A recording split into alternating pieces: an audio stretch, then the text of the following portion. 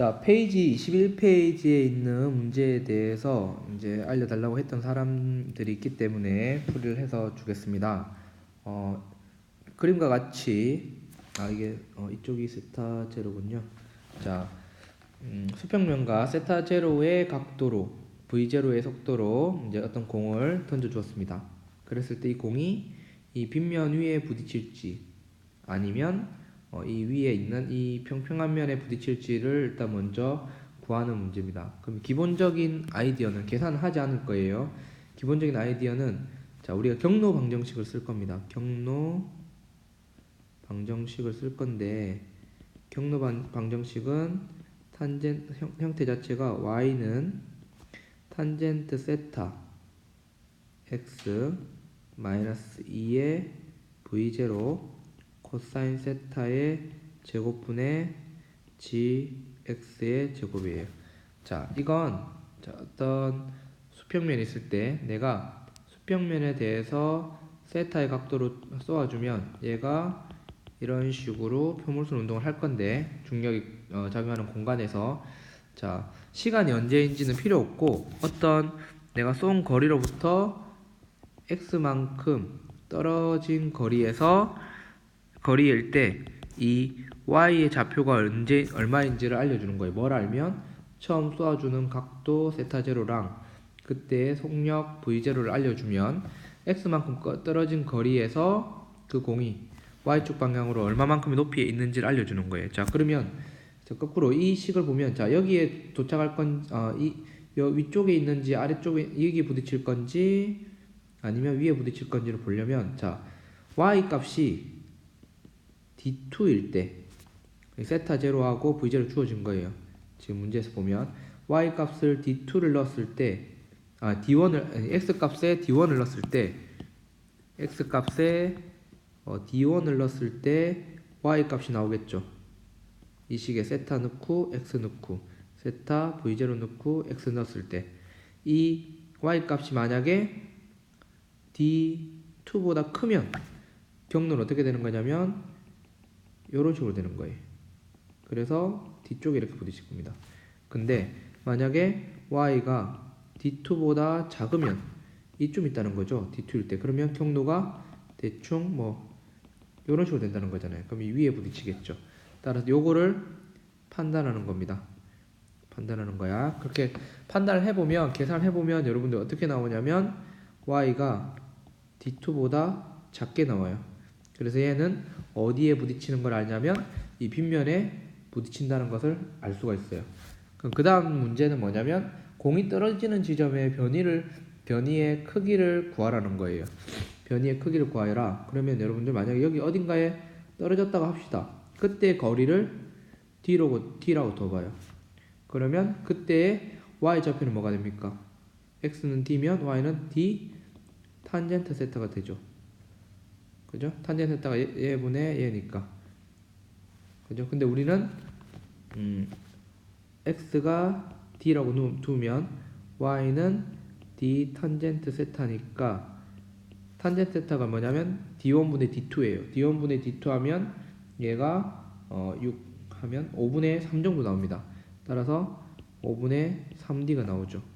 그럼 이 값을 각각 경로 방정식에 넣으면 그 y 값에 5분의 3d를 넣고 그 다음에 탄젠트 세타에 d x 대신 d 마이너스 2 v0 코사인 세타의 제곱에 gd 제곱을 넣죠. 그러면 어떻게 되냐면 d가 날라가고 여기만 d가 남죠. 그럼 나머지는 다 아는 값이니까 d 값이 얼마인지가 나와요.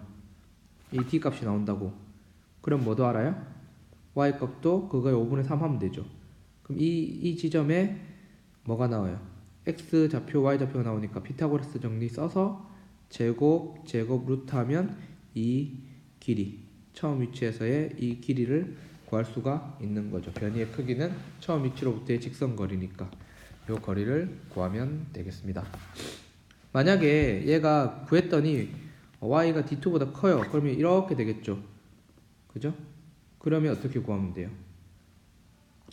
먼저 y에다가 D2를 넣었을 때의 x 좌표를 구할 수 있을 겁니다. 그럼 이런 경우에는 문제는 없지만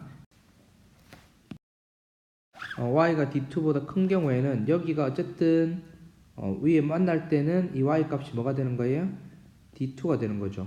그럼 경로 방정식에서 y 값 대신에 D2를 넣고 그럼 그때의 x를 구할 수가 있어요.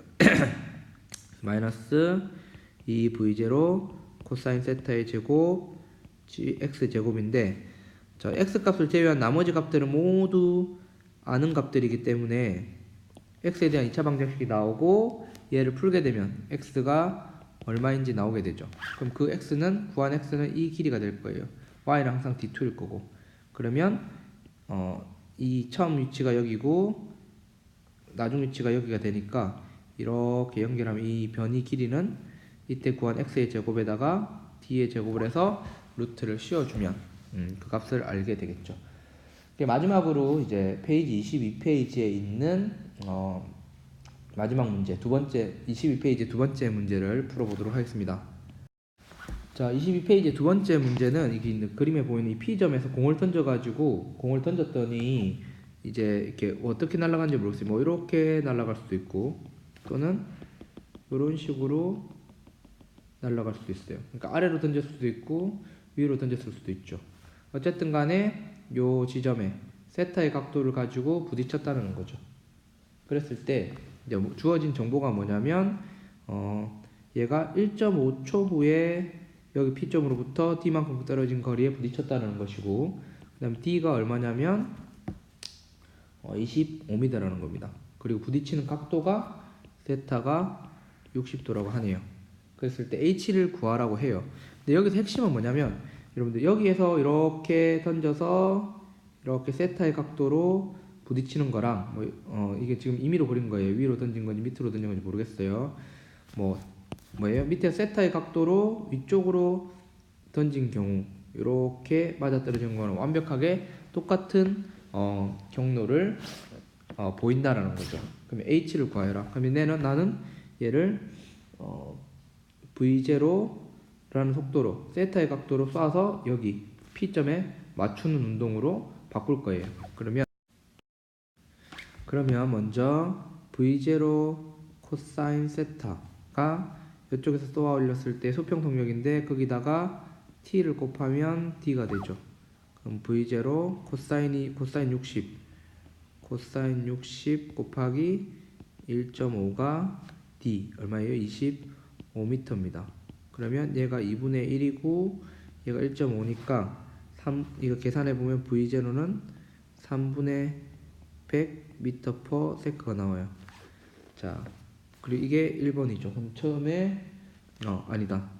이제 V0 값을 구한 거고 그러면 H는 V0 sin 세타로 T초 후에 Y 좌표니까 2분의 1 GT 제곱을 하면 되죠. 여기서 V0를 쌓았을 때 T초 후에 Y 높이를 구하는 거죠. 그러면 V0가 3분의 100 사인 세타가 사인 60이니까 2분의 2 3 곱하기 1.5 빼기 2분의 1 곱하기 10 곱하기 1.5의 제곱이 됩니다. 얘를 계산을 하게 되면 얼마가 나오냐면 4분의 100 루트 3 빼기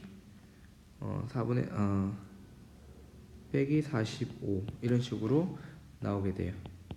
이게 첫 번째 문제고 두 번째는 공을 던지는 순간이니까 P점에서 던졌다 했잖아. 그럼 얘를 V0로 세타의 각도로 던졌을 때 P점에서의 속도의 크기와 방향이니까 만약에 여기서 만약에 속도 이런 식으로 X축 방향이 이렇게 Y축 방향이 이렇게 나오면 방향만 바꿔주면 되죠. Y축 방향 이렇게 X축 방향 이렇게 던진 것으로 그죠? 그러면 이번 문제를 풀어보면 공을 던지는 순간 그 P점에서의 먼저 속도를 구해보면 여기서 이 O점에서 던졌다고 해봅시다. O점에서 던진 것으로 그럼 먼저 VY는 V0 sin 세타 마이너스 GT가 될 거고 Vx는 V0 코사인 세타 그대로일 겁니다.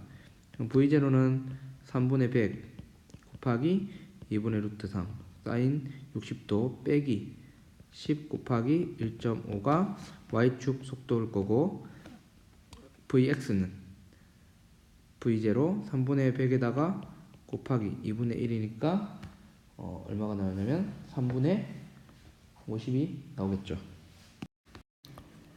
위에 있는 얘를 계산하게 되면 3분의 50 루트 3 빼기 15가 되고,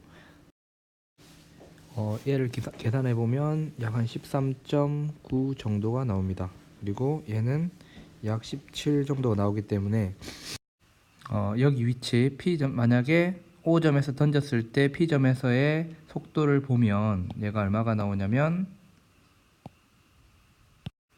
X축은 얼마냐면 지금 17이 됐고, Y축 방향의 속도는 플러스 13.9입니다. 13.9. 이 말은 얘가 이 도달했을 때 한 이쪽 방향으로 날아가고 있다는 거죠.